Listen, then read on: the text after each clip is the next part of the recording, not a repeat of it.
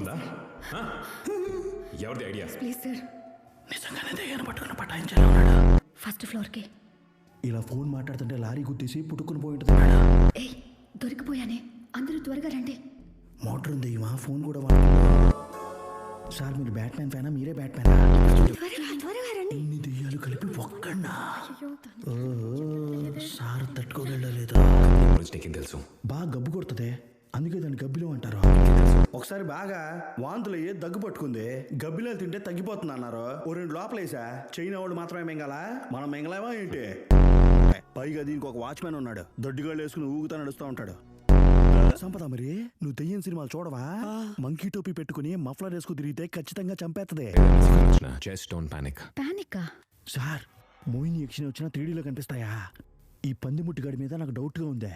దేనికి వెయిట్ చేస్తున్నావు? దెయ్యం వస్తే డ్యూట్ పడదామనే చేసిన చల్దా.